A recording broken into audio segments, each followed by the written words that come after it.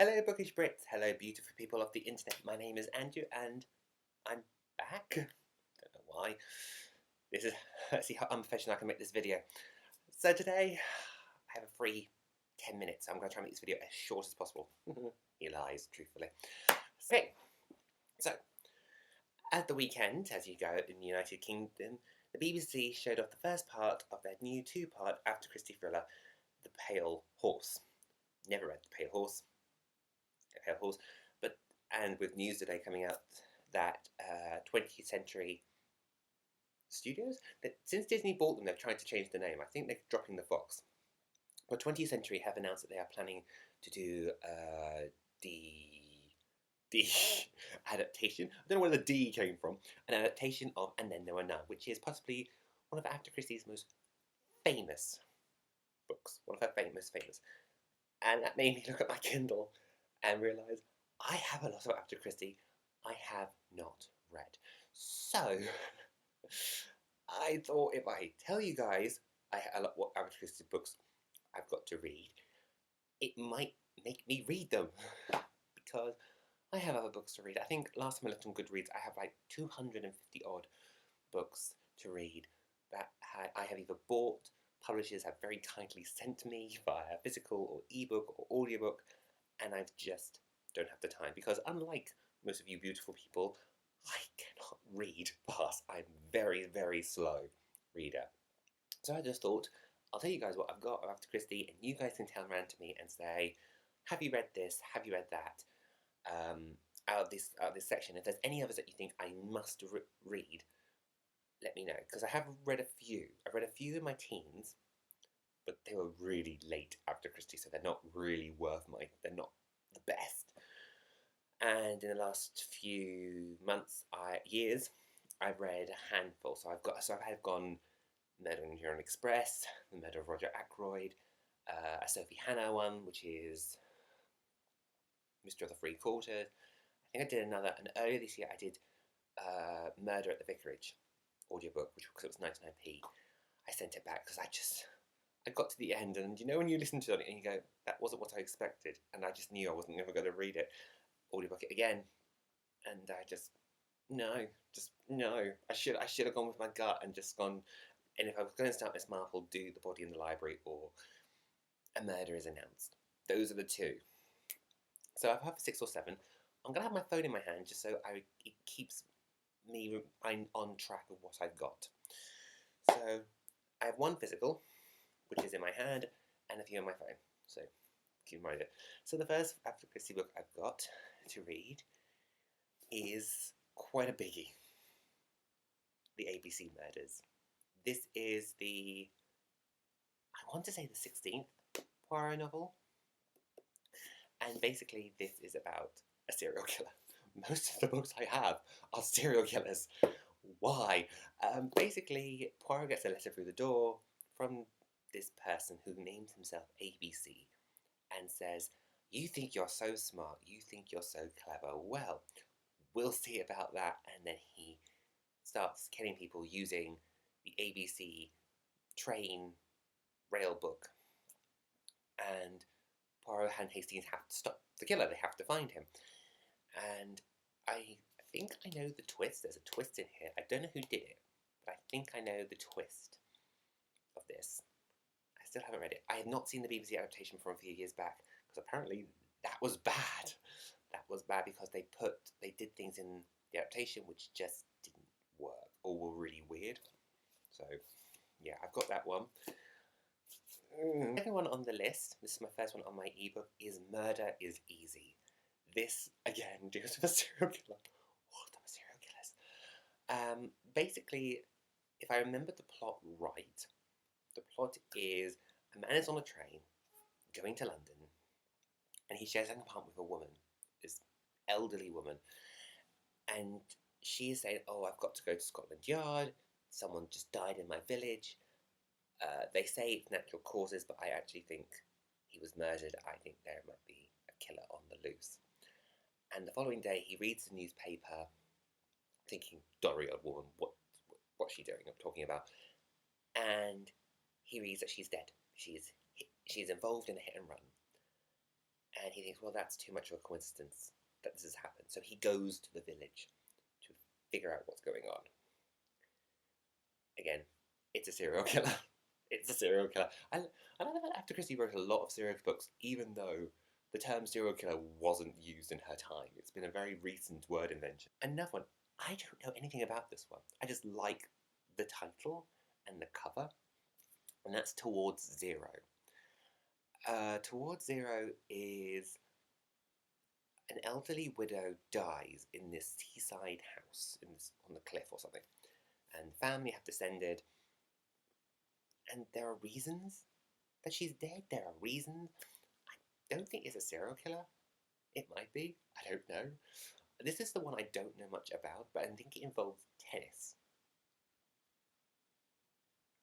I know nothing about tennis. I watch Wimbledon, but that's it. I still go, what is happening? Who died? Next one on the list is the first Tommy and Tuppence novel, which is The Secret Adversary. Tommy and Tuppence never really intrigued me. I never saw the point of Tommy and Tuppence.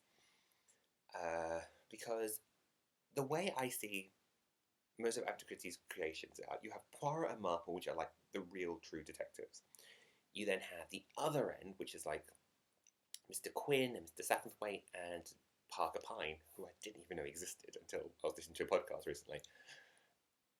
And they're kind of like the opposite. They're not as well known. They're kind of do little short stories, and that's it. There's never a novel. And then you have Tommy Tuppence in the middle, and they're kind of they're like a caper. They're basically like an antidote. They're not true crime, murder, mystery, but they're not in the realms. But they're not silly crimes either. They're not like jewel heists and kidnappings and stuff. They're kind of in the middle. I know Tom. I think someone was talking around. I listened to a podcast or something, and they basically said Tommy and Tuppence is basically it's not crime. It's not that, but you can tell the rhythm.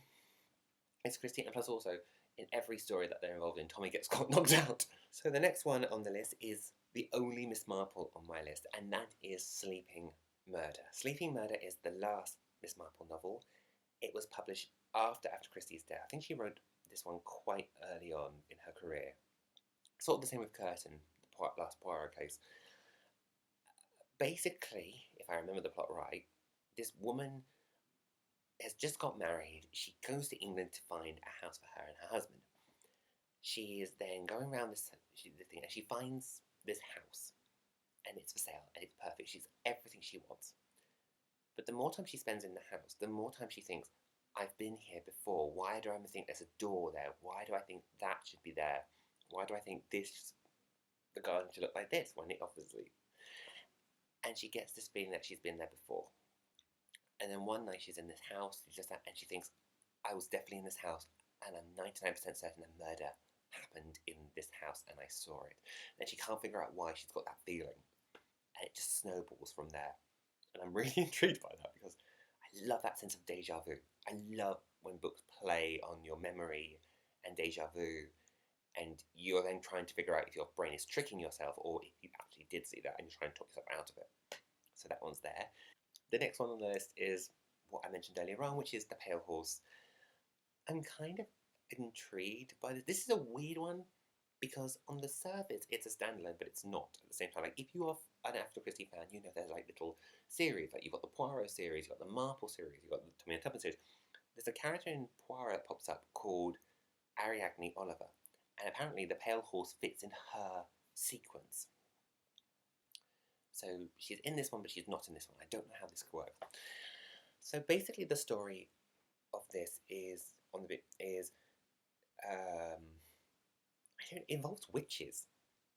That's all I know. It involves witches. There's this woman dies, and this man gets called in to talk about her, and he goes, "I've never met her before. I don't know who she is." And she's like, "Well, she knew you. She knows you." And he thinks, well, that's odd. So he goes to this village where she was last seen or last recognised, and there's this feeling of there are witches here who practice at this pub, and something weird is going. And when they are in services, they die. People die basically. So, and it kind of goes, well, is it murder or is it witchcraft? How is it working? So that one I'm intrigued over. The last real Agatha Christie I've got, because the next one after that is Sophie Hannah. The last one I want is the one I am the most intrigued over, and that's Crooked House. I've never, I don't know much about Crooked House. It's basically this family. A man dies, and this family, and they all hate him. They all hate him. What is it with her, with Agatha Christie writing about families that hate the person that's dead? I think I might. I think I saw the movie of this, starring Glenn Close.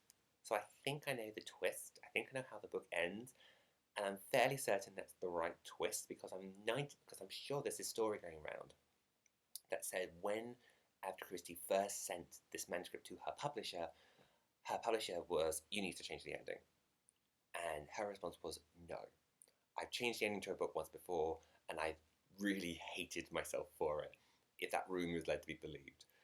And so she stuck to her guns. And at the time, she was really successful. She was most of that advertising campaign that she had was, you get a Christie for Christmas. So if you publish a book in October, most people would be reading Christie at Christmas time and would be given Christie at Christmas time. So she kind of stuck to her guns on that one. So if it's the twist I'm thinking of, that is like the hallmark of one of the twists that thrillers and crime writers use nowadays. And I'm really intrigued to read that. I'm a bit scared to read that one, but I'm intrigued to see this one. The other Christie I've got, which is Christie but not quite, it's Sophie Hannah. It's the second book in the new Poirot series, which is Closed Casket. I don't know anything about this. It was on sale. That's the only reason I got it. I think someone dies, someone changes a will, and then when they go to the funeral, the casket, even though I think she makes a rule that says, I want my casket to be open, I want people to see me, the casket is closed, and people have, well, and of course, things followed. And I think the problem I have with a Christie novel, I think this is why I had problems with Sophie Hannah's Christie novel last time I read it, which was The Mystery of the Free Quarter. I think the problem I have is, I love Christie's setup. I love the setup of the crime. It's the solution that I have the problem with. Because I remember reading certain Agatha Christie books in the last few years, such as The Murder of Roger Ackroyd, and then there were none, Murder on Orient Express, and the conclusion is genius. It's so clever, and you can understand why people say she was the queen of crime, because most of the stuff she's done is really, really smart. And then there are other books, such as Appointment with Death, The Clocks, Cat Amongst the Pigeons. I have a big issue with Cat Amongst the Pigeons and The Clocks. If these two... Postman! I have a problem with them because when she's not firing all cylinders, the book kind of goes a bit flat, and I don't want I don't want the crime to be solved because the person wore a wig. I don't want the crime to be solved. One of the suspects to be someone, the person that did it, to be someone who is not involved, who is like a side character. I don't care. Just give. This is going on for too long. I need to edit this down. This is going to be fun. So, comment down below what of the Sir Christie books I've read should you think I should listen to, and I will get back to you soon. Oh, I hated it. I spent 17 minutes. I recorded this, and I need to edit it down. So, don't know why I did that. Say bye. So bye, guys.